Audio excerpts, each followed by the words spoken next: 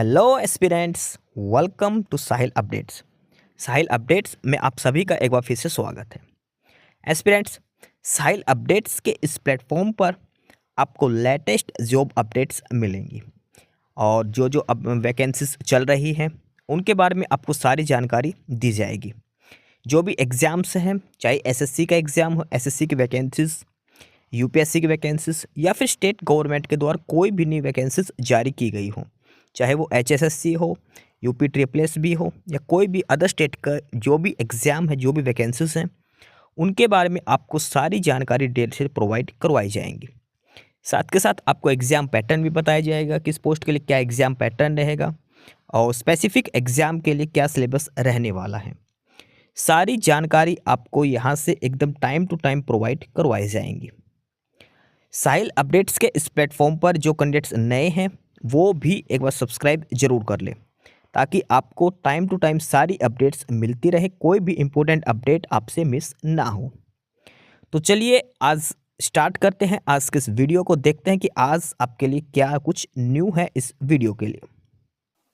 Aspirants NIT Kurukshetra, national institute of technology Kurukshetra और NIT Kurukshetra की तरफ से रिक्रूटमेंट है, recruitment for non teaching vacancies.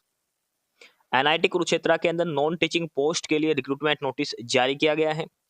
ये ऑफिशियल नोटिफिकेशन है जो एनआईटी कुरुक्षेत्र की ऑफिशियल साइट पर है।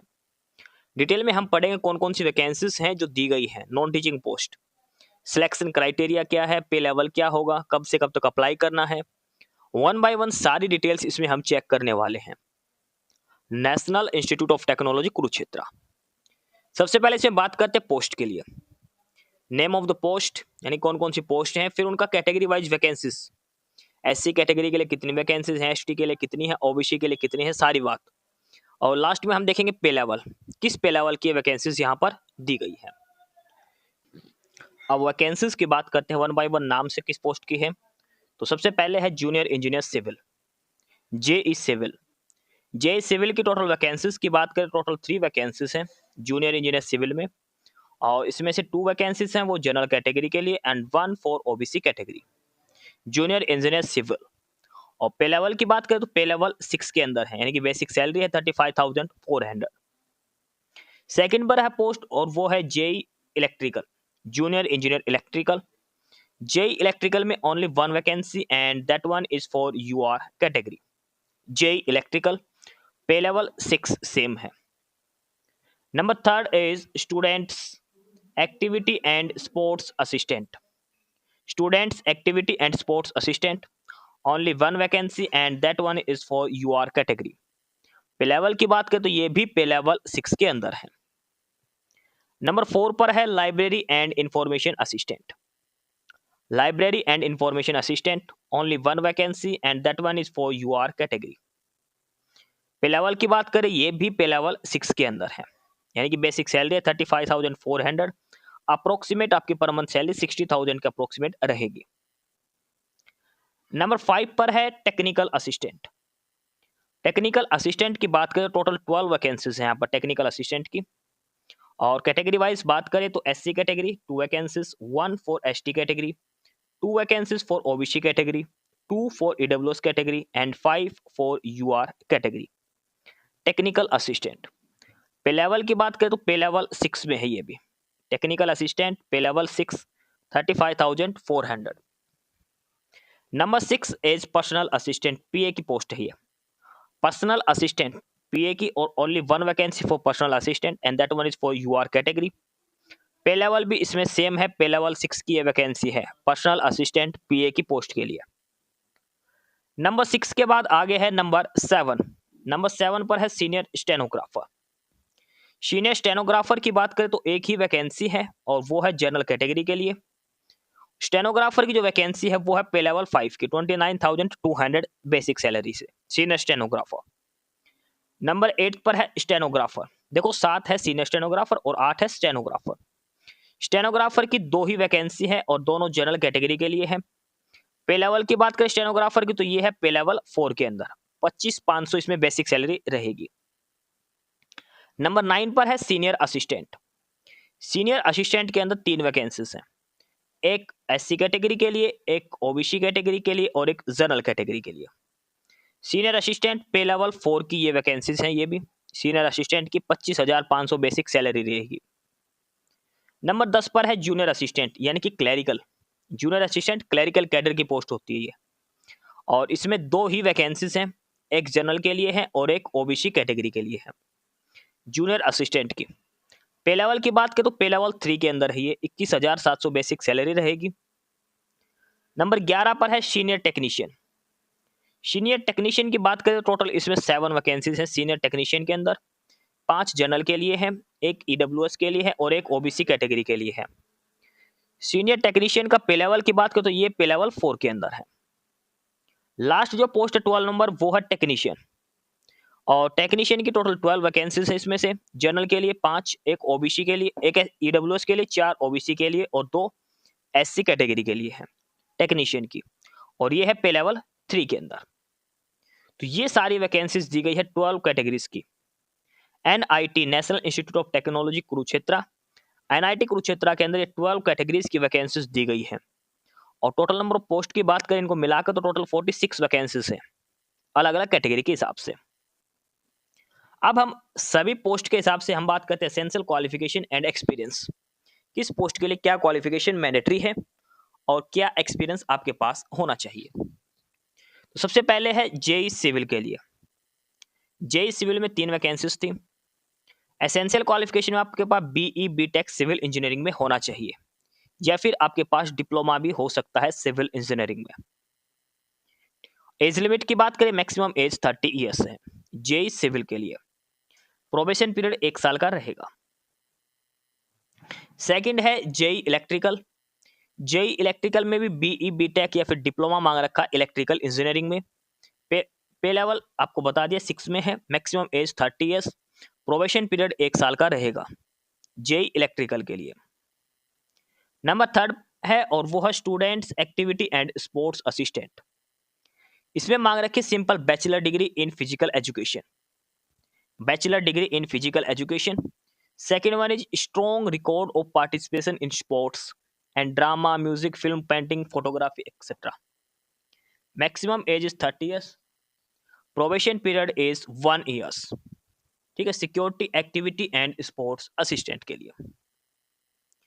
Number 4 is library and information assistant. Library and information assistant के लिए बात करें तो बैचलर डिग्री होनी चाहिए साइंस, आर्ट या फिर कॉमर्स के अंदर, साथ में लाइब्रेरी साइंस का डिप्लोमा होना चाहिए। ठीक है, या फिर आपके पास पोस्ट ग्रेजुएट डिप्लोमा हो सकता है इन library automation and networking. Maximum age 30 years, probation period 1 year. Number 5 पर है टेक्निकल असिस्टेंट। अब टेक्निकल असिस्टेंट की अलग अलग इंजीनियरिंग में है। टेक्निकल असिस्टेंट की टोटल 12 पोस्ट हैं। इसमें से सिविल की बात करें 3 सिविल के लिए है, 2 पोस्ट ये इलेक्ट्रिकल के लिए है, एक कंप्यूटर के लिए है, एक फिजिक्स में है, एक केमिस्ट्री में है, एक कंप्यूटर साइंस के अंदर है, एक बिजनेस एडमिनिस्ट्रेशन, एक सेंट्रल वर्कशॉप के अंदर है। ठीक है, ये अलग अलग कैटेगरीज के अंदर पोस्ट दे रखे टेक्निकल असिस्टेंट की, और इसमें जिस भी कैटेगरी की पोस्ट के लिए आप अप्लाई करते हैं उसमें आपके पास बैचलर डिग्री होनी चाहिए, बीटेक या फिर बीएससी। ठीक है, जिस भी कैटेगरी की पोस्ट के लिए आप अप्लाई करोगे उसमें आपके पास कंप्लीट बीई या बीटेक एमसीए वगैरह होनी चाहिए। ये सारे क्वालिफिकेशन यहाँ पर दे रखे, मैक्सिमम एज 30 ईयर्स दी गई है। नंबर 6 है पर्सनल असिस्टेंट।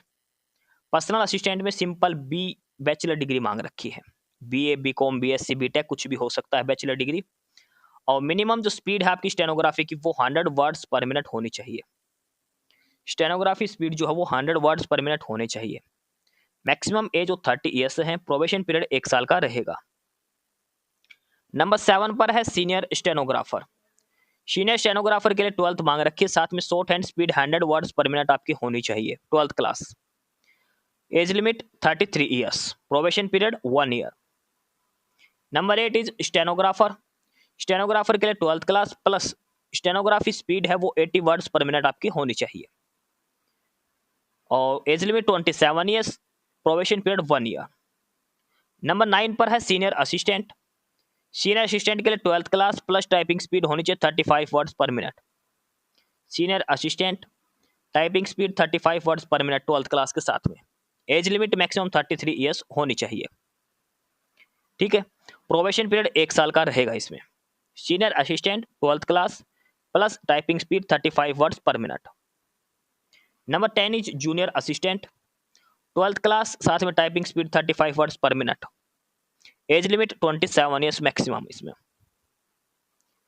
और उसके बाद आगे है सीनियर टेक्नीशियन। सीनियर टेक्नीशियन की तो 7 पोस्ट थी इसमें, एक सिविल इंजीनियरिंग के लिए है, एक मैकेनिकल के लिए है, और 2 पोस्ट है इलेक्ट्रॉनिक्स एंड कम्युनिकेशन, एक कंप्यूटर एप्लीकेशन, एक वर्कशॉप के लिए है और एक सीसीएन के लिए है। टोटल 7 पोस्ट हैं। इसमें आपको इंजीनियरिंग और जो कंप्यूटर उसमें 12th क्लास साथ में 50% मार्क्स साथ में आईटीआई का डिप्लोमा 1 साल का अप्रेंटिसशिप होनी चाहिए। ठीक है, या फिर आपका डिप्लोमा होना चाहिए इंजीनियरिंग में, आईटीआई नहीं है तो, या फिर बैचलर डिग्री हो सकती है। जिस भी स्ट्रीम से अप्लाई करते हो उसमें बैचलर डिग्री या फिर डिप्लोमा होना चाहिए। मैक्सिमम एज 33 ईयर्स आपकी इसमें रहेगी सीनियर टेक्नीशियन के लिए। और लास्ट है टेक्नीशियन।